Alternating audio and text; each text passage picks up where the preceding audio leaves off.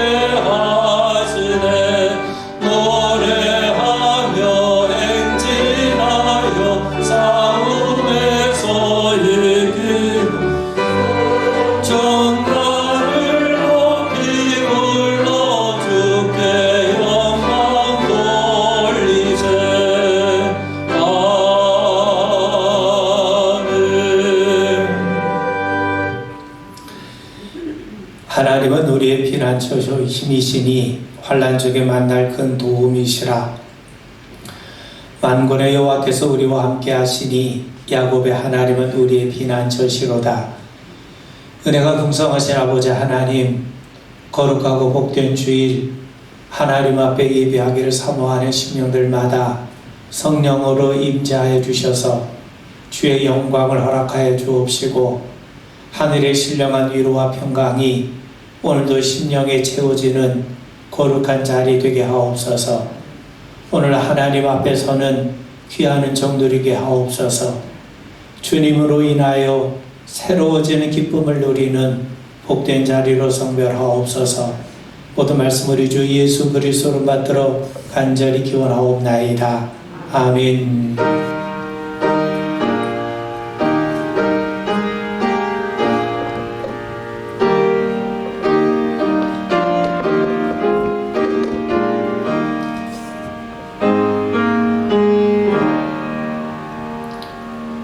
경배 찬송 20장을 함께 우리 찬송합니다.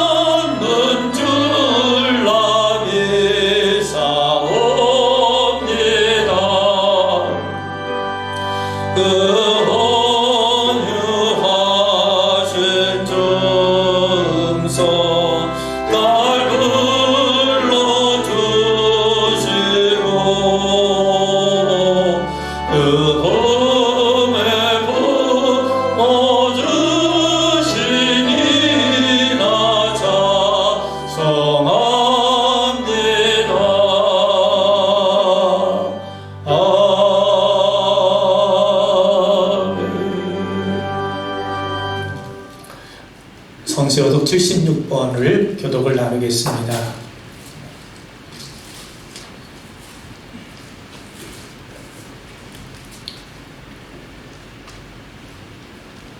태초에 하나님이 계시니라. 이 말씀이 하나님과 계셨으니 이 말씀은 곧 하나님이시니라. 그가 태초에 하나님과 함께 계셨고 만물이 그로 말미암아 지은 바 되었으니 지은 것이 하나도 그가 없이는 된 것이 없느니라. 그 안에 생명이 있었으니 이 생명은 사람들의 빛이라. 빛이 어둠에 비치되 어둠이 깨닫지 못하더라. 참빛고 세상에 와서 각 사람에게 비추는 빛이 있었나니 그가 세상에 계셨으며 세상은 그로 말미암아 지은 바 되었으되 세상에 그를 알지 못하였고 자기 땅에 오매 자기 백성이 영접하지 아니하였으나 영접하는 자 곧 그 이름을 믿는 자들에게는 하나님의 자녀가 되는 권세를 주셨으니 이는 혈통으로나 육정으로나 사람의 뜻으로 나지 아니하고 오직 하나님께로부터 난 자들이니라. 말씀이 육신이 되어 우리 가운데 거하심에 우리가 그의 영광을 보니 아버지의 독생자의 영광이요 은혜와 진리가 충만하더라. 아멘. 우리 다 같이 신앙을 고백합니다. 전능하사 천지를 만드신 하나님 아버지를 내가 믿사오며 그 외아들 우리 주 예수 그리스도를 믿사오니 이는 성령으로 잉태하사 동정녀 마리아에게 나시고 본디오 빌라도에게 고난을 받으사 십자가에 못 박혀 죽으시고 장사한 지 사흘 만에 죽은 자 가운데서 다시 살아나시며 하늘에 오르사 전능하신 하나님 우편에 계시다가 저리로서 산자와 죽은 자를 심판하러 오시리라. 성령을 믿사오며 거룩한 공예와 성도가 서로 통하는 것과 죄를 사하여 주시는 것과 몸이 다시 사는 것과 영원히 사는 것을 믿사옵나이다. 아멘.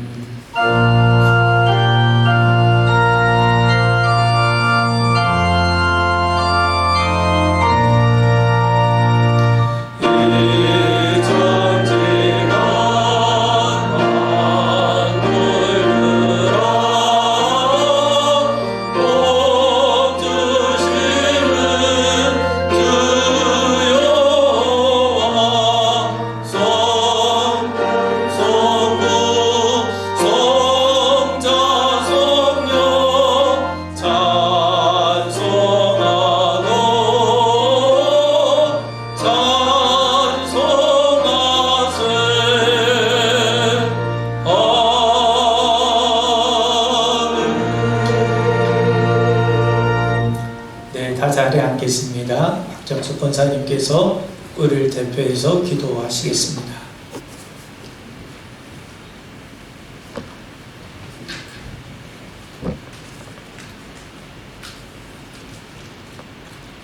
감사와 영광 받으시기에 합당하신 하나님 아버지, 복된 주일 허락하심 감사드립니다. 온 마음과 정성을 다해 우리 주님 기뻐 받으시는 산 예배 되게 하옵소서. 저희들 육신이 약함으로 여전히 죄성에 매어 성령을 거스리며 근심케 할 때가 많습니다. 저희의 죄악을 약함을 회개합니다. 용서하여 주옵소서. 허물을 덮어 주옵소서. 하나님 나라는 말에 있지 아니하고 능력이라 하셨습니다. 주님께서 주시는 그 능력으로 더욱 주님 알아가기에 힘쓰며 말씀을 사모하며 진실되게 주님 뜻 구하는 교회 공동체 되게 하옵소서. 하나님 아버지, 이 땅에는 하나님을 모르고 죄악 가운데 살아가는 많은 사람들이 있나이다. 저희들 안에 영혼을 사랑하고 불쌍히 여기는 마음을 주사 각자 생활의 자리에서 주님께 받은 그 은혜를 나누며 구원자 되신 주님을 드러내며 전도의 열매, 성령의 열매를 풍성히 맺기를 간절히 기도합니다. 각 가정들 온전한 가족 복음화를 이루어 주시고 기업으로 주신 자녀들, 젊은 청년들, 중고등부, 아동부 자녀들, 저들의 마음의 생각과 몸을 세상 유혹으로부터 지켜 주옵소서. 저들의 인생길에 우리 주님이 온전히 주인 되어 주셔서 참 믿음을 심어주시고 옳은 길 선한 길 가기를 기도합니다. 우리나라를 지켜주시고 위정자들에게 하나님의 지혜로 도와주옵소서. 여전히 코로나19로 어려움에 있는 많은 사람들 주님께서 친히 위로하여 주시고 안정된 일상이 속히 올 수 있도록 도와주옵소서. 오지의 선교사님들을 새 힘을 주시고 지켜주옵소서. 병중에 계신 성도님들 하루빨리 회복시켜 주옵소서. 목사님 전하시는 말씀에 권세 주시고 양떼들을 이끄시기에 부족함이 없도록 목양을 기름 부어 주옵소서. 받을 말씀에 깨달음의 은혜를 더하사 감화 감동의 예배되게 하옵소서. 귀하신 예수님 이름으로 기도드립니다.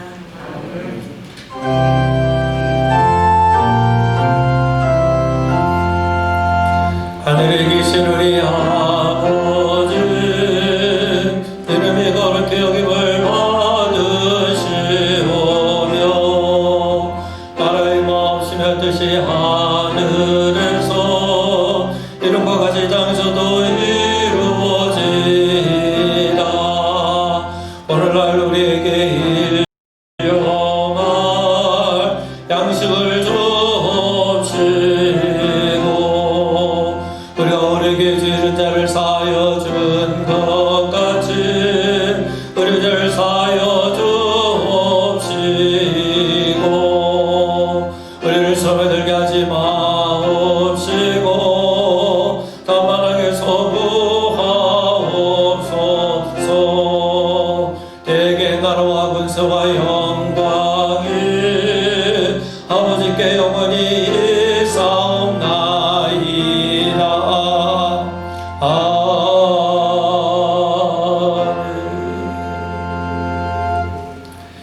예, 오늘 성경 말씀은 빌립보서 4장 6절과 7절 말씀을 제가 봉독하겠습니다.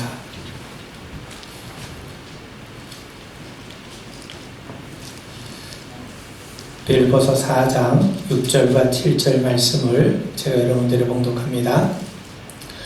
아무것도 염려하지 말고 다만 모든 일에 기도와 간구로 너희 구할 것을 감사함으로 하나님께 아뢰라. 그리하면 모든 지각에 뛰어난 하나님의 평강이 그리스도 예수 안에서 너희 마음과 생각을 지키시리라. 아멘. 예, 다 자리에 앉겠습니다. 박선호 집사님 외에 나오셔서 우리 특송하시겠습니다.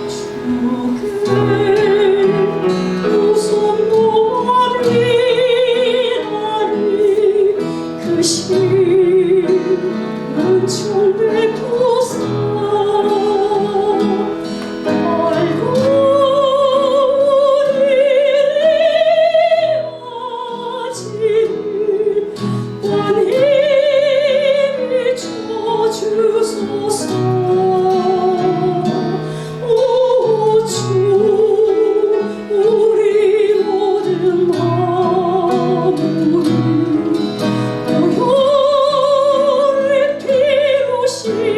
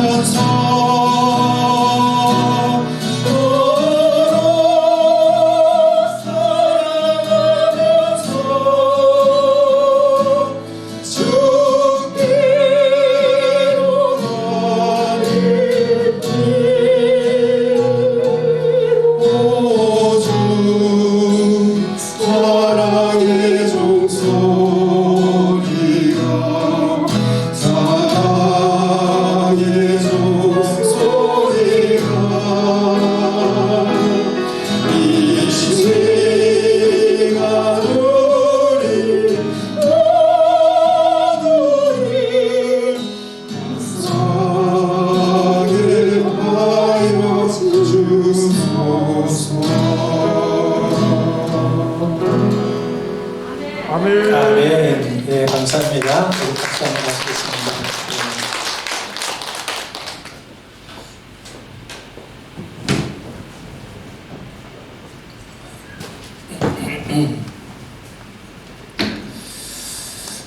예, 할렐루야. 야곱이 아버지의 집을 떠나 하란으로 내려갈 때 그의 손에는 달랑 지팡이 하나가 들려 있었습니다. 그런데 그가 다시 아버지의 집을 향해 요단을 건널 때에는 2때를 이룰 만큼 아주 큰 부자가 되어 있었습니다. 창세기 32장 10절에 보면 야곱이 자신을 어떻게 고백하냐면, 나는 주께서 주의 종에게 베푸신 이 모든 은총과 모든 진실하심을 조금 더 감당할 수 없사오나 내가 내 지팡이만 가지고 이 요단을 건너더니 지금은 2때나 이뤘나이다 라고 고백합니다. 그렇다면 어떻게 야곱은 그렇게 큰 부를 소유할 수 있었을까? 그 외삼촌 라반은 아주 간교했죠. 그는 야곱의 인물됨과 실력을 잘 알고 있기 때문에 이용할 만큼 그를 이용해 왔습니다. 그런데 야곱이 라반을 떠나려고 하자 어떻게 해서든지 그 야곱을 잡아두려고 하죠. 왜냐하면 야곱만큼 자신에게 유익을 가져다 주는 사람이 없었기 때문입니다. 그래서 이 라반은 야곱에게 부랴부랴 다시 계약을 맺자고 제안을 합니다. 그런데 야곱이 아주 전혀 뜻밖의 제안을 합니다. 그 창세기 30장 32절에 보면, 오늘 내가 외삼촌의 양떼에 두루 다니며 그 양 중에 아롱진 것과 점 있는 것과 검은 것을 가려내며 또 염소 중에 점 있는 것과 아롱진 것을 가려내리니 이 같은 것이 내 품삯이 되리라. 양과 염소 가운데 아롱진 것, 주름이 있는 것, 얼룩진 것, 검은 것, 점 있는 것, 이런 것들을 자기 품삯으로 달라고 합니다. 여러분 생각해 보세요. 양과 염소 가운데 얼룩진 것, 점 있는 것, 검은 것들은 흔치 않습니다. 잘 나오지 않아요. 그런데도 야곱은 무슨 배짱인지 몰라도 그런 것들만 달라고 요청을 합니다. 그래서 라반이 반색을 하며 바로 계약을 맺습니다. 그리고 바로 그날 자신의 양과 염소 중에서 얼룩진 것, 점 있는 것, 검은 것을 자기 아들들에게 빼돌리고 야곱이 가까이 하지 못하도록 사흘길이나 먼 곳으로 옮겨버립니다. 야곱은 그야말로 아무것도 없는 무일푼에서 시작하게 되었던 것이죠. 그런데 우리가 아는 것처럼 야곱은 약을 치면서 아주 희한한 방법을 사용합니다. 버드나무, 살구나무, 신풍나무 가지를 가져다가 껍질을 벗기고 흰 무늬를 내요. 그리고 양들이 물을 먹으러 올 때마다 그 가지를 볼 수 있게 해줍니다. 그런데 아주 신기한 일이 벌어집니다. 여러분, 창세기 30장 39절에 보면 가지 앞에서 새끼를 뱀으로 얼룩얼룩한 것과 점이 있고 아론진 것을 낳은지라. 여러분 곰곰이 생각해 보세요. 과학적으로나 유전학적으로 흰 양에서는 흰 양이 나와야 합니다. 또 검은 염소에서는 검은 염소가 나와야 정상입니다. 그런데 흰 양과 염소에서 얼룩진 것이 나오고 점 있는 것이 나오고 검은 것들이 나왔다는 겁니다. 그렇다면 이처럼 과학적으로 상식적으로 말이 되지 않는 이런 일들이 어떻게 일어났는가? 성경은 야곱이 어떻게 부자가 되었는가 하는 것을 그의 고백을 통해 우리에게 분명하게 대답을 해줍니다. 창세기 31장 7절로부터 9절에 보시면, 그대들의 아버지가 나를 속여 품삯을 10번이나 변경하였느니라. 그러나 하나님이 그를 막으사 나를 해치지 못하게 하셨으며 그가 이르기를 점 있는 것이 네 삭시 되리라 하면 온 양떼가 낳은 것이 점 있는 것이요 또 얼룩무늬가 있는 것이 네 삭시 되리라 하면 온 양떼가 낳은 것이 얼룩무늬 있는 것이니 하나님이 이같이 그대들의 아버지의 가축을 빼앗아 내게 주셨다고 고백을 하죠. 야곱의 기발한 수완 때문이 아니라 하나님께서 야곱의 인생을 복되게 하셨다고 성경은 우리에게 분명하게 증언합니다. 여러분, 우리가 사는 세상에는 상식적인 원리, 과학적인 원리가 통용이 됩니다. 그런데 하나님의 이 작은 사건을 통해서 과학을 뛰어넘고 상식의 세계를 뛰어넘는 하나님의 은혜의 세계가 있음을 우리에게 보여주고 계십니다. 야곱의 인생을 주도하고 계신 분이 하나님 아니십니까? 그의 인생을 지키시고 돌보신 분이 하나님이세요. 세상의 상식과 이치로는 결코 설명할 수 없는 하나님의 은혜가 있음을 우리에게 분명하게 일깨워줍니다. 그런 의미에서 여러분, 하나님께서 금년 한 해 우리 모두에게도 세상의 이치와 상식을 뛰어넘는 하나님의 은혜로 우리의 삶을 돌보시기를 주님의 이름으로 축원을 드립니다. 여러분, 우리는 전대미문의 코로나 사태를 맞이해서 참 버겁고 힘겨운 시간을 벽대오고 있습니다. 코로나가 언제까지 지속될지, 또 그 후유증은 어느 정도로가 될는지 가늠하지 못할 정도로 우리는 앞날에 대한 두려운 마음에 사로잡혀 있는 것이 사실입니다.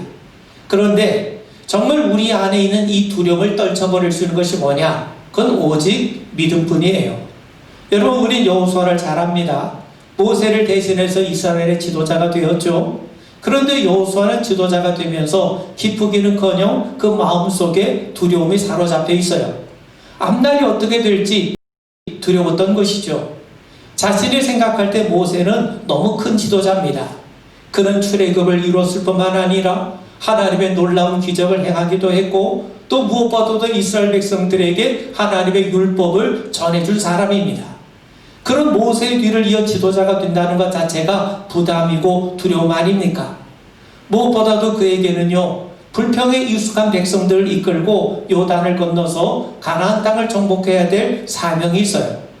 그 일을 제대로 내가 감당할 수 있을지 앞날에 대한 두려움 때문에 이 여호수아는 무거운 마음을 가질 수밖에 없었던 거죠. 바로 그때 하나님께서 여호수아에게 말씀하십니다. 여호수아 1장 9절에 보면 강하고 담대하라, 두려워하지 말라, 놀라지 말라, 네가 어디로 가든지 네 하나님 여호와가 너와 함께 하느니라. 하나님께서 그에게 두려워하지 말라고 하세요.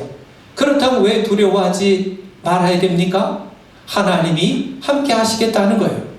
여러분, 두려움을 이기는 힘이 어디에 있느냐? 믿음이에요. 사도 요한은 세상을 이기는 힘이 믿음에 있다고 우리에게 말씀합니다. 그렇다면 그 믿음이 무엇입니까? 하나님이 우리와 함께 하신다는 거죠.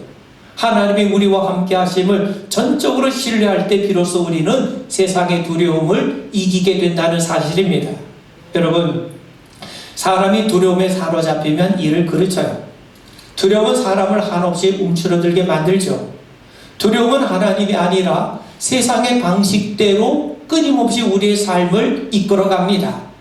여러분, 이스라엘 백성들이 홍해 앞에 이르렀을 때 설상가상 뒤에서는 애굽의 군대가 쳐들어오지 않았습니까? 이스라엘 백성들이 두려움에 사로잡힌 나머지 그들은요, 지도자를 따로 세워서 다시 애굽으로 돌아가자고 난리를 칩니다. 애굽으로 돌아가서 다시금 종노릇 하자는 거죠. 이처럼 두려움은요, 끊임없이 우리를 세상에 종노릇하게 만들어가고 있다는 겁니다. 그뿐만이 아닙니다. 두려움은요, 영적으로도 어리석은 행동을 하게 만듭니다. 여러분, 사무엘상 13장 9절에 보면 사울이 하나님 앞에 번제 제사를 드리는 장면이 나옵니다. 사울은 원래 제사를 드릴 수 있는 제사장이 아닙니다. 그런데 그가 제사를 드렸던 것은요, 너무너무 두려웠기 때문입니다. 지금 블레셋 군대가 쳐들어옵니다. 그리고 자신을 따르던 군인들이 그 블레셋 군대가 두려워서 이리저리 뿔뿔이 흩어지기 시작을 해요. 또 설상가상 기다리고 있던 사무엘은 더디 오고 있어요. 그래서 사울은 자기라도 제사를 드려서 군인들이 흩어진 것을 막으려고 하는 목적을 가지고 그는 제사를 드렸던 겁니다. 그런데 결과는 어떠했습니까? 13절에 보면 사무엘이 와서 사울에게 뭐라고 얘기를 하냐면 왕이 망령되이 행했다는 겁니다. 여러분, 망령되이 행했다는 말은 단순히 율법을 어겼다 그런 차원이 아니라 하나님을 불신했다는 말입니다. 왕의 그 행동은 제사장이 해야 될 영역을 뛰어넘어서 당신이 제사를 드렸기 때문에 문제가 되는 것이 아니라 하나님에 대한 불신에서 나왔다는 거예요. 무슨 말이냐면, 여러분, 사울이 하나님을 안다면 두려울 것이 없어요. 하나님이 함께 하심을 믿는다면 블레셋 군대의 많고 적음이 문제가 되는 것이 아닙니다. 이스라엘 백성들은 이미 하나님으로 인해서 승리할 수 없었던 전쟁을 승리했던 경험이 많았고, 그뿐만 아니라 방금 전만 하더라도 하나님은 사울을 통해서 이길 수 없는 전쟁을 이기게 해주셨어요. 자, 그렇다면 하나님을 통해서 승리한 경험이 있다면 이번 경우에도 그는 하나님을 전적으로 믿고 의지하고 신뢰해야 되지 않겠습니까? 그런 차원에서 사울이 제사를 드린 것이 문제가 아닙니다. 하나님을 믿지 못하니까 블레셋이 두렵게 느껴졌고, 블레셋이 두려운 나머지 그는 제사를 드린 거예요. 결국 하나님을 신뢰하지 못했던 그 믿음의 문제를 사무엘은 사울에게 일깨워 준 겁니다. 당신이 망령된 행위를 했다. 당신이 정말로 하나님을 믿지 못하고 행한 일 아니냐, 이렇게 책망을 했던 거죠. 그런 차원에서 두려움을 이기는 것은 뭡니까? 바로 우리의 믿음인 겁니다. 하나님께서 우리에게 세상을 이기는 믿음을 날마다 능력으로 역사해 주시길 바랍니다. 여러분, 아람의 군대가 선지자 엘리사를 붙잡기 위해서 그 성주위를 에워쌌어요. 엘리사의 종이 그 모습을 보고 얼마나 두려움에 사로잡혔는지 모릅니다. 바로 그때 엘리사가 종에게 얘기를 하죠. 두려워하지 말라. 우리와 함께한 자가 그들과 함께한 자들보다 많다고 그럽니다. 그리고 엘리사가 하나님 앞에 기도하니까 하나님께서 그 종의 눈을 열어서 보게 해주십니다. 그 종의 눈이 열리니까 뭐가 보이냐면 하나님의 불말과 불병거가 성을 지키고 있는 모습이 보였던 거예요. 반면 아람의 군대는 오히려 눈이 감기게 되었죠. 사랑하는 성도 여러분, 믿음이라고 하는 것이 무엇입니까? 눈이 열리는 겁니다. 눈이 열려서 하나님이 우리 가운데 거하시는구나, 하나님이 우리를 지켜주시는구나, 뿐만 아니라 이 세상의 모든 것을 하나님의 주관하시는구나, 이것을 분명히 알게 되고 깨닫게 되는 것, 이게 뭐예요? 이게 바로 믿음의 사건이죠. 여러분, 우리는 오감으로 세상을 압니다. 우리의 눈이나 귀나 우리의 촉감이나 이런 오감을 통해서 우리는 세상을 알게 되고 경험하게 돼요. 그런데 믿음의 영적인 세계는요, 오감으로 알 수 있는 게 아닙니다. 오감으로 알 수 있는 것이 아니라 오직 이것은 믿음을 통해서만이 알 수가 있는 거예요. 믿음을 통해서 세계가 보이지 않는 것으로 말미암아 이루어진 줄 알게 되는 겁니다. 믿음을 통해서만이 우리는 영적인 세계가 있음을 깨닫게 되는 겁니다. 믿음을 통해서 우리는 눈에 보이지 않는 하나님이 계심을 알게 되고 귀에 들리지 않는 하나님의 음성이 들려짐을 깨닫게 되는 겁니다. 사랑하는 성도 여러분, 하나님께서 우리의 두 눈을 뜨게 해주셔서 오감이 아니라 믿음의 영안을 열게 해주셔서 세상이 하나님의 주권하에 있음을 우리로 하여금 분명하게 보게 하시고 알게 하시기를 주의 이름으로 축원을 드립니다. 여러분, 예수님이 원하시는 것도 우리의 믿음이었어요. 예수님이 변화산에서 내려오셨을 때 한 귀신 들린 아버지가 예수님께 나와서 간구를 하죠. 제자들에게 요구를 했지만 제자들이 쫓아내지 못했다는 겁니다. 그래서 예수님이 귀신을 내쫓아 주셨어요.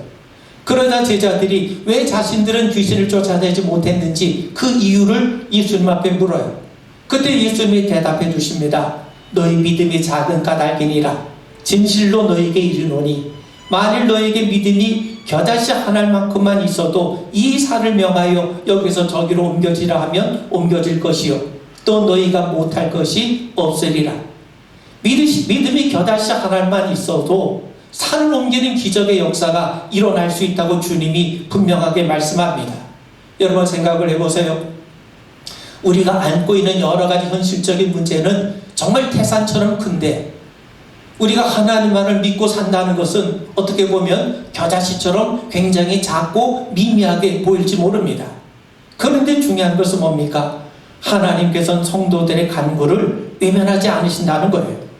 하나님은 절대로 우리를 고아처럼 내버려 두신 분이 아니십니다. 하나님은 비록 우리가 이 세상에 약하고 연약하고 뜻하지 않은 환경에 처해 있다 할지라도 하나님은 우리의 믿음을 보시고 그 믿음을 통로 삼아 하나님의 놀라운 역사를 펼쳐가세요. 이게 겨자씨 한 알만한 믿음으로 산을 옮긴다는 말씀의 뜻입니다. 여러분, 믿음이라는 게 뭡니까? 앞서 말씀드린 것처럼 하나님이 우리와 함께 하심을 내가 붙드는 거예요. 세상의 눈을 보면 보이지 않는 하나님을 믿고 산다는 것 자체가 겨자씨처럼 미미하게 보일지 모릅니다. 그런데 하나님은 이 작은 겨자씨 같은 믿음을 통로 삼아 산을 옮기는 역사를 펼쳐가세요. 여러분, 아무리 큰 기계도 버튼 하나 눌려지면 기계가 움직이지 않습니까? 세상의 눈으로 보면 지극히 작은 미미한 믿음인 것처럼 보이지만 하나님 그 믿음을 통로 삼아 당신의 역사를 펼쳐가세요. 그래서 성경은 믿음을 강조하는 겁니다. 이 일을 할 줄로 믿느냐? 예, 제가 믿나이다. 네 믿음대로 될지어다. 여러분, 주님께서 얼마나 믿음을 강조하셨고 믿음대로 될 것을 우리에게 약속해 주셨습니까? 여러분, 하나님이 우리와 함께 하심을 분명하게 믿으십시오. 예수님은 딸이 죽었다는 소식을 들은 회당장 야이로에게 말씀하세요.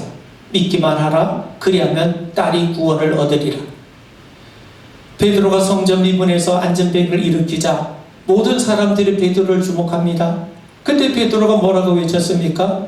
이스라엘 사람들아, 이 일을 왜 기이 여기느냐? 우리 개인의 권능과 경건으로 이 사람을 걷게 한 것처럼 왜 우리를 주목하느냐? 그 말은 뭡니까? 우리 주목하지 말고 예수 바라보라는 거죠. 여러분, 사단은 두려움을 통해서 우리를 묶어두려고 해요. 바울은 그것을 두려워하는 종의 영이라고 말을 합니다. 종은 두려워하죠. 사단은 끊임없이 우리에게 두려워하는 종의 영을 심어가지고 그 두려움을 끈앞으로 해서 우리를 계속해서 하나님이 아니라 세상의 종이 되게 만듭니다. 그래서 세상의 방식을 따르게 하죠. 그런데 우리는 두려워하는 종의 영을 받은 사람이 아니라 살아계신 하나님 양자의 영을 받은 사람들이에요. 그래서 우리는 하나님을 아버지라 고백할 수 있는 사람입니다. 금년 한 해 하나님을 바라보는 믿음으로 능히 두려움을 이겨가는 그런 놀라운 일들이 우리 가운데 임하게 되기를 주의 이름으로 축원을 드립니다.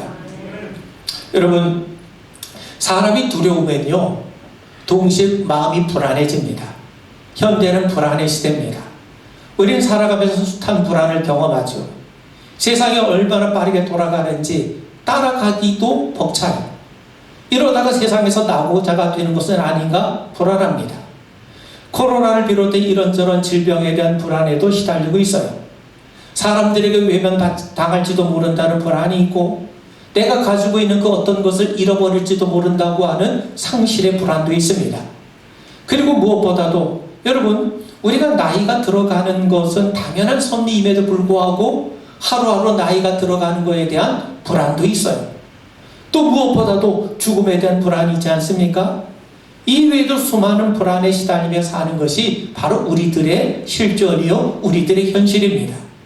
요즘 코로나로 인해서요 사람을 만나는 것 자체도 불안해요.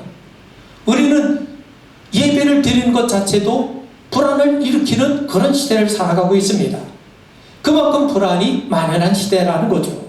그리고 여러분, 이 불안은요 항상 우리를 염려하게 만들어요.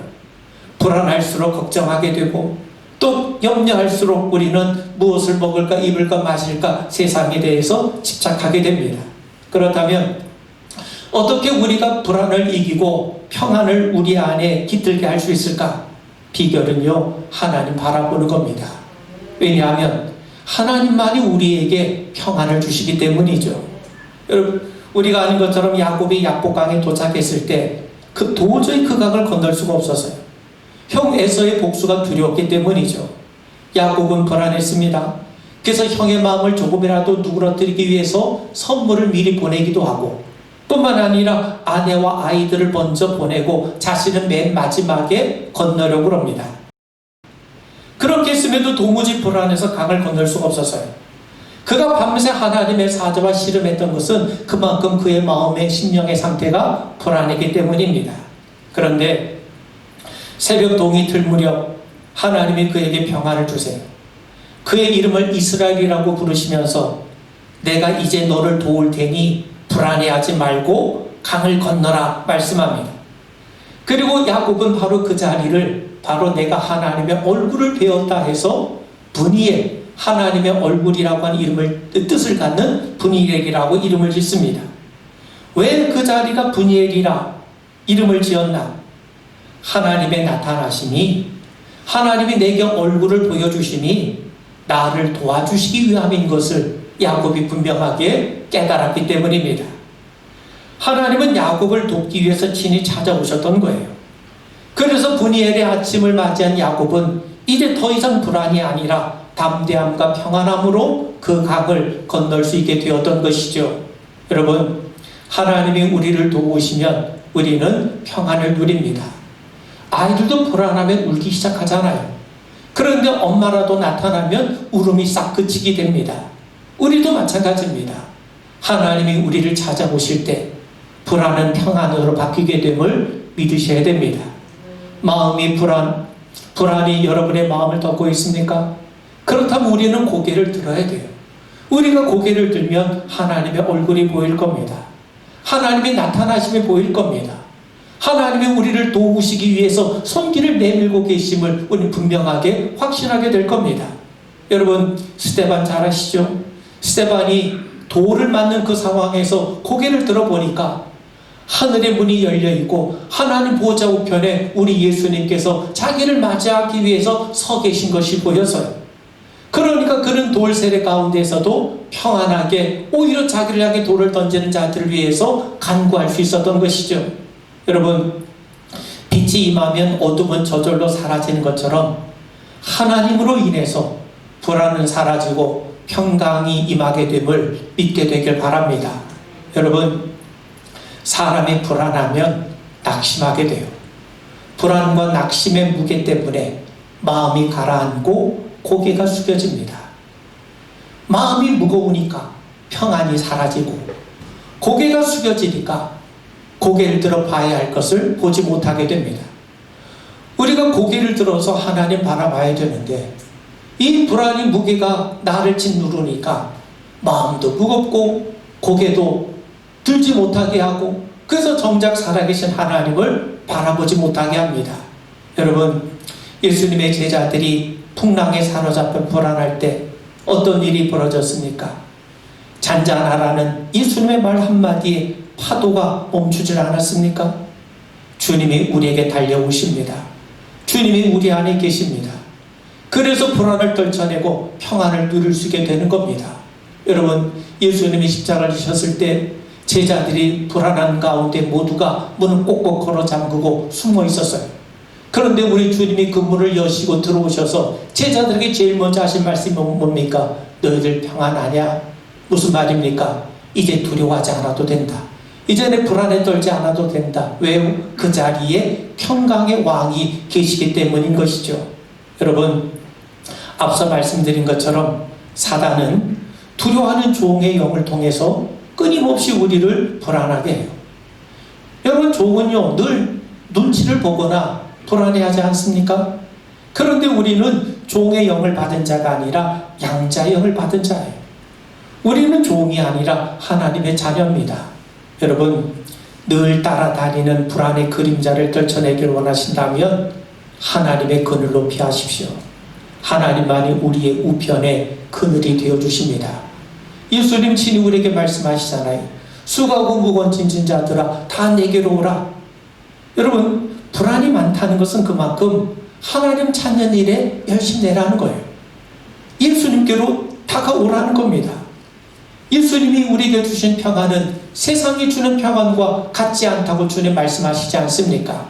그런 의미에서 여러분, 금년 한 해 우리 주님으로 인해서 세상을 보면 불안이 앞서지만 그러나 우리 주님으로 인해서 능히 불안을 잠잠케 하는 주님의 평안이 우리 안에 채워질 수 있길 바랍니다. 그래서 오늘 말씀을 보면 빌립보서 4장 6절 7절에서 바울은 이렇게 말씀하잖아요. 아무것도 염려하지 말고 다만 모든 일에 기도와 간구로 너희 구할 것을 감사함으로 하나님께 아뢰라. 그리하면 모든 지각에 뛰어난 하나님의 평강이 그리스도 예수 안에서 너희 마음과 생각을 지키시리라. 우리 안에 두려운 생각과 불안한 마음을 하나님의 평강으로 지켜주시는 은혜가 있기를 바랍니다. 마지막으로요, 하나님은 긍휼의 하나님이세요.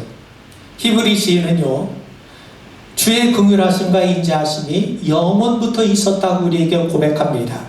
시편 25편 6절에 보면 여호와여 주의 긍휼하심과 인자하심이 영원부터 있었사오니 주여 이것들을 기억하옵소서. 우리가 하나님 앞에 사랑을 받고 구원을 받게 된 것 역시 하나님의 긍휼하심 때문입니다. 에베소서 2장 4절 5절에 보면 긍휼이 풍성하신 하나님이 우리를 사랑하신 그 큰 사랑을 인하여 허물로 죽은 우리를 그리스도와 함께 살리셨고 너희는 은혜로 구원을 받은 것이라. 여러분, 예수님의 제자들과 따로 한적한 곳에 쉬고 계실 때 사람들이 몰려들기 시작했습니다. 예수님도 인간의 몸을 입으신지라 많은 사역 중에 피곤도 하셨겠죠. 그런데 사람들이 몰려드는 바람에 휴식을 취할 수 없게 되었으니 짜증도 날 법하지 않겠습니까? 그런데 예수님은 그들을 어떻게 맞이해 주셨냐면 마가복음 6장 34절에 보면 예수께서 나오사 큰 무리를 보시고 그 목자 없는 양 같음으로 인하여 불쌍히 여기사 이에 여러 가지로 가르치시더라. 그들을 불쌍히 여기셨습니다. 목자 없는 양처럼 불쌍히 여겨주셨어요. 양은 지구상에서 목자의 돌봄 없이는 살 수 없는 유일한 동물이라고 그럽니다. 목자가 없으면 길을 잃고 헤매다가 죽든지 아니면 맹수의 밥이 돼서 죽든지 둘 중에 하나가 될 겁니다. 그런데 예수님은 자신의 쉼을 방해하면서까지 찾아온 그들을 마치 목자 없는 양처럼 불쌍히 여기셨을 뿐만 아니라 그들에게 하나님 나라의 복음을 가지세요. 뿐만 아니라 배고파하는 그들을 위해서 버리떡 5개 물고기 2마리를 가지고 그들을 배불리 먹이셨습니다. 그들을 긍휼히 여기셨기 때문이죠. 여러분, 한자로 긍휼을 얘기할 때 금자는요 창모자에 이제 금자로 되어 있습니다. 이제 막 창을 들고 찌르려는 그런 형상을 따서 만든 글자죠. 휼자는 마음신변에 피혈자로 이루어졌습니다. 그렇기 때문에 긍휼이라고 하는 말은 지금 당장 창을 들고 찌르려고 하는데 남을 찌르는 것이 아니라 자신을 찌르는 거예요. 이게 긍휼이에요. 상대의 유익을 늦추기 위해서 자신을 찌르는 행위가 바로 긍휼입니다. 그러므로 긍휼은요 하나님께서 우리에게 보여주신 성품이에요. 여러분, 성경에서 긍휼은 하나님의 인자하심, 하나님의 자비하심, 사랑이란 말로도 번역이 됩니다. 그런데 참 재미난 건 뭐냐면 하나님은 언제나 당신의 성품대로 일하세요. 하나님이 공의로우신 성품만 갖고 계셨다면 이 세상에 하나님 공의 앞에 설 수 있는 자가 누가 있겠습니까? 하나님은 죄에 대해서 공의롭게 대하세요. 그런데 죄인에 대해서는 하나님이 긍휼과 자비로 대해 주십니다. 그래서 하나님은 당신의 긍휼하신 성품대로 당신의 생명을 내어주실 만큼 우리를 사랑하시죠. 자격 없는 죄인임에도 아낌없이 은혜를 베풀어 주시죠. 단지 우리를 불쌍히 여기시고 동정하시는 데 그치지 않고 친히 도움을 주시고 공급해 주시고 은혜를 베풀어 주십니다. 여러분, 하나님은 우리를 사랑하시기 때문에 가장 소중한 독생자 예수님을 아낌없이 보내주지 않으셨습니까? 구원받을 만한 자격이 없는 죄인임에도 은혜로 구원을 선물로 주지 않으셨습니까? 우리는 죄 가운데 있고 하나님 앞에 선한 것이 하나도 없는데도 불구하고 우리를 버리지 않으시고 포기하지 않으시고 자녀로 삼아주지 않으셨습니까? 이게 하나님의 긍휼하심이세요. 그런 의미에서 여러분, 하나님께서 금년에도 날마다 우리를 불쌍히 여기시고 긍휼로 대해 주시길 바랍니다.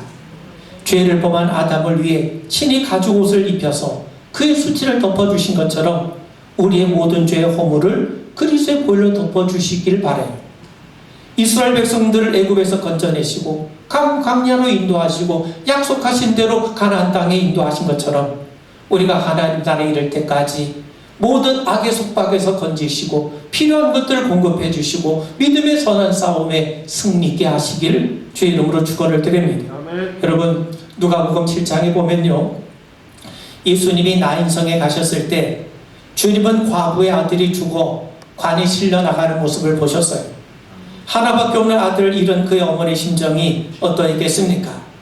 그런데 예수님은 그녀를 불쌍히 여기셨어요. 그래서 앞서가는 상여를 막으시고 친히 관에 손을 대시며 내가 네게 말하노니 청년아 일어나라 말씀하세요. 순간 죽었던 아들이 다시 살아나게 됐습니다. 여러분, 원래 나인이라고 하는 말은요, 기쁨이라고 하는 뜻입니다. 근데 기쁨이 넘쳐야 될 마을이 그 이름과는 어울리지 않게 슬픔의 자리가 되었던 거죠. 주님의 긍휼하심으로 인해서 다시 그 이름에 걸맞게 기쁨이 회복이 되었던 겁니다. 사랑하는 성도 여러분, 주님은 늘 긍휼한 마음으로 우리를 대해 주십니다. 누구를 대하든 그의 신분이나 과거, 경력 등을 따지지 않으시고 그저 불쌍히 여겨주세요. 주님의 긍휼을 받았던 사람 생각해 보세요. 남편을 5이나 두었던 추가성 여인, 현장에서 가늠하다 잡힌 여인, 세관에 앉아 있었던 마태, 또 세리장 삭개오, 십자가 오른편에 있었던 강도, 심지어 예수 믿는 사람을 핍박했던 사울, 이들은 하나님 백성이 될 가능성이 전혀 없는 사람들 아닙니까? 그런데도 우리 주님께서 그들을 긍휼히 여겨주셨어요. 주님의 긍휼하심으로 인해서 그들은 기쁨을 회복하게 되고 살게 된 겁니다. 우리도 마찬가지입니다. 주님의 긍휼하심으로 인해서 우리가 살게 되는 겁니다. 바울은 말씀하죠. 긍휼에 풍성하신 하나님이라 고백합니다. 선지자 예레미야는 우리가 진멸되지 않고 살아있는 것이 하나님의 긍휼하심 때문이라 고백하며 늘 하나님의 긍휼하심에 호소하며 기도합니다. 우리는 하나님의 긍휼을 입은 사람들입니다. 예수님의 십자가는 하나님의 긍휼하심이 가장 단적으로 드러난 자리였습니다. 근데 주님이 말씀하신 것처럼 목욕을 한 자도 매 순간 매일 손과 발을 씻어야 하는 것처럼 십자가의 긍휼하심을 받은 우리에게는요, 매 순간순간 우리 주님의 긍휼하심이 필요합니다. 그런 의미에서 여러분, 다윗의 고백처럼 하나님이여 주의 인자를 따라 내게 은혜를 베푸시며 하나님의 긍휼하심으로 살만 나는 금년 한 해 되시기를 주님의 이름으로 축원을 드립니다. 우리 기도하겠습니다. 두려움에 엄습한 이 세상, 하나님의 우리에게 주신 믿음으로 능히 두려움을 이겨나가게 하시옵고, 불안할 수밖에 없는 이런 이때에 하나님 우리에게 주신 평강을 누릴 수 있도록 도와주시옵고, 날마다 긍휼로 우리를 어루만져 주시옵소서. 주님의 긍휼하심을 금년 한 해 살만 나는 기쁨 충만한 한 해 될 수 있도록 도우시옵소서. 예수님 이름 받들어 간절히 축복하며 기도하옵나이다. 아멘. 예, 찬송가 382장 부르시면서 우리 헌금하시겠습니다.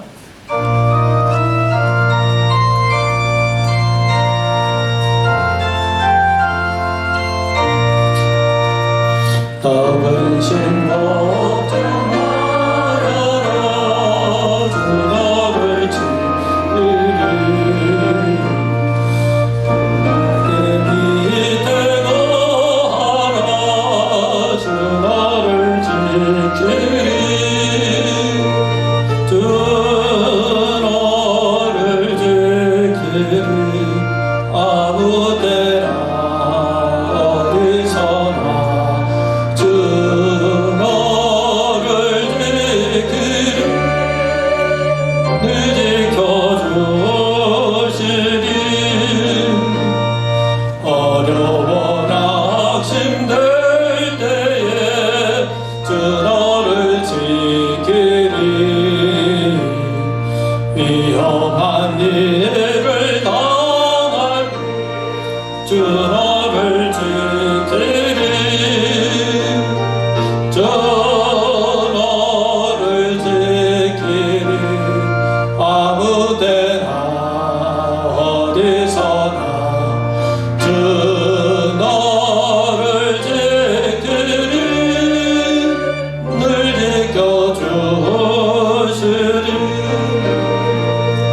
어떤 일이 하시고 주 너를 지키리 구하는 것을 주시며 주 너를 지키리 주 너를 지키리 아무 때나 어디서나 주 너를 지키리 늘 지켜주시리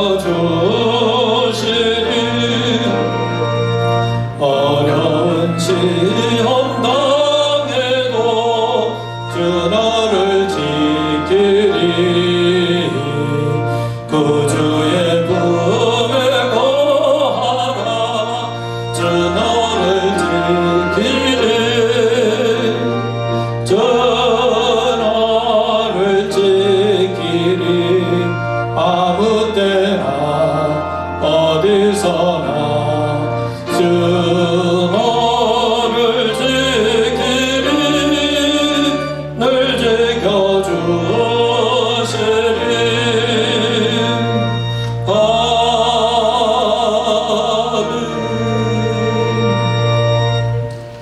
다 일어나서 우리 봉헌하겠습니다.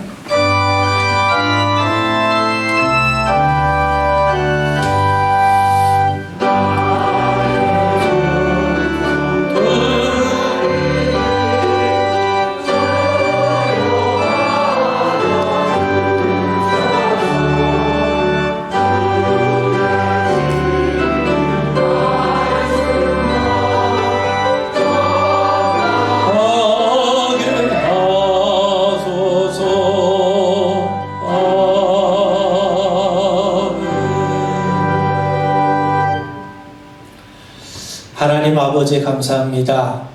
이렇게 또 저희들 모여서 예배할 수 있도록 도우심을 감사합니다.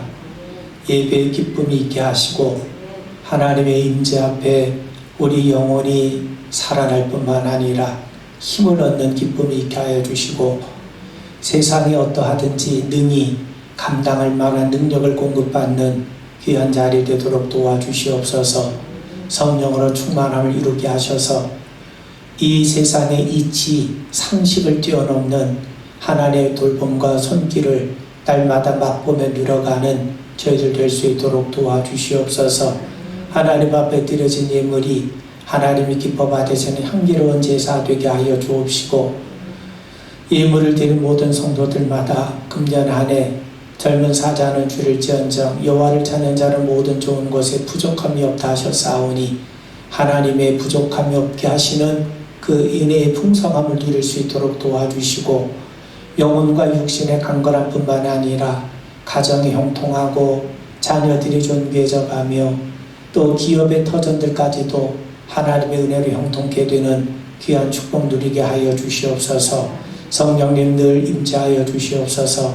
매 순간순간 우리를 눈동자처럼 보호하여 주옵시고 또 하나님께서 우리를 위해서 친히 예비하시고 여러운 길로 우리가 늘 걸어갈 수 있도록 도와주옵소서. 언제나 함께 하실 주님을 기뻐하며 예수님 이름 받들어 간절히 축복하며 기도하옵나이다.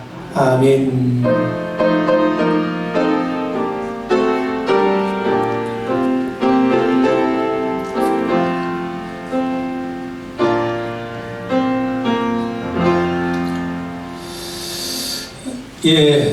자리에 앉겠습니다. 교회의 소식을 말씀을 드립니다. 우리가 1부, 2부 예배로 드립니다. 우리는 대한민국 국민이기 때문에 우리는 시민의식을 가져서 시민의식에 투철해야 되고 그 시민정신을 잘 구현해 나가야 됩니다. 그러나 동시에 우리는 하나님 앞에 부름받은 성도입니다. 우리가 하나님 앞에 예배하는 것은요, 하나님의 부름받은 성도이기 때문에 하나님 앞에 예배하는 겁니다. 그런 차원에서 우리가 하나님의 부름받은 성도요, 자녀됨을, 그 정체성을 여러분들이 잃지 않게 되길 바랍니다. 그런데 정확한 팩트를 말씀을 드리면 사실 예배 때문에 확진자가 나오는 것이 아니라 대개 확진자 나온 그 교회들이 좀 있는데 그 교회에 보면 예배 이후에 뭐 함께 식사를 한다든가 뭐 이런 교제를 통해서 확산이 감염이 된 그런 경우가 종종 있더라고요.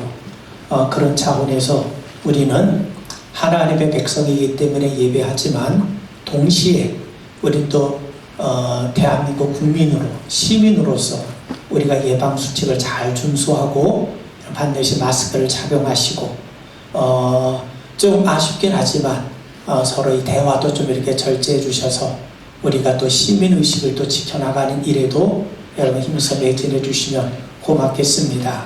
여러분 항상 신앙의 역사를 돌이켜보면 사회가 안정이 돼서 교회가 회복되는 게 아닙니다. 아무리 사회가 어두침침하다 하더라도 교회가 살아나고 교회가 회복이 되면 이 사회는 살아나게 되어 있는 겁니다.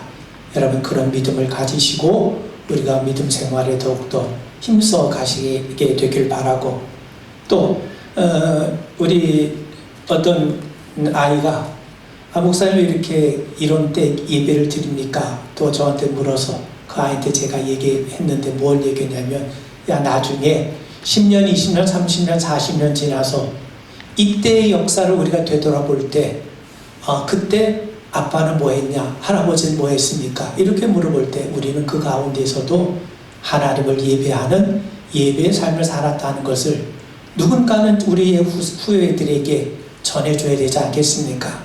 여러분 그런 믿음을 가지시고 우리가 어렵고 힘든 시대이지만 예방수칙을 잘 지키시면서 우리가 예배한 일에 더욱더 매진해 주시면 고맙겠습니다. 예, 오늘 나눔과 비품의 식탁은 이예숙 집사님 공개해 주셨습니다. 감사드리고요. 또 기부금 납입 확인서가 필요하신 분들은 재정부에 꼭 여러분 신청해 주시면 되겠습니다. 그리고 게시판에 우리 금년도 나눔의 비품의 식탁 일람표가 있는데 많이 비어 있습니다. 여러분께서도 기쁜 마음으로 자원해서 함께 협력해 주시면 고맙겠습니다. 다 자리에서 일어나시겠습니다. 우리 앞에 계시면 옆에 계시면 하나님은 날마다 우리를 긍휼로 대해주십니다. 인사 한번 나누세요. 하나님이 늘 긍휼로 우리와 함께 하실 줄 믿습니다. 우리 헌신의 찬송을 부르겠습니다.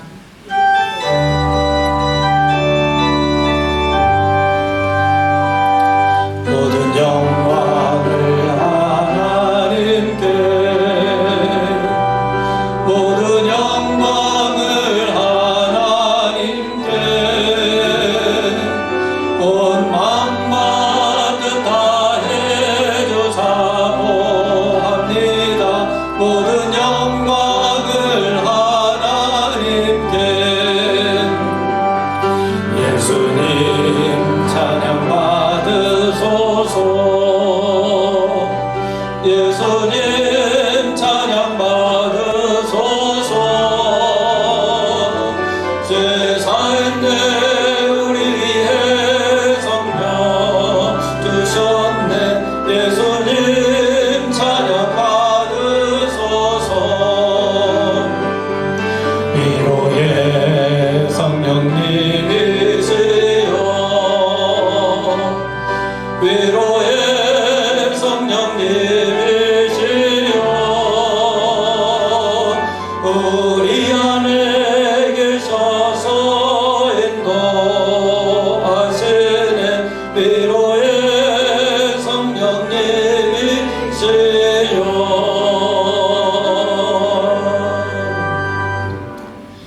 이제는 우리 주 예수 그리스도의 무한하신 은혜와 하나님 아버지의 거룩하신 사랑과 성령의 내조교통 인도 동행 역사하심이 믿음으로 두려움을 이겨내며 주님이 주신 평강으로 불안을 떨쳐내며 하나님께서 날마다 우리를 긍휼히 여기시기에 하나님의 긍휼로 인하여 살맛 나는 귀한 삶을 살기를 원하는 우리 모든 주님의 귀한 자녀를 위해 이제부터 영원토록 함께 하옵시길 간절히 축원하옵나이다. 아멘.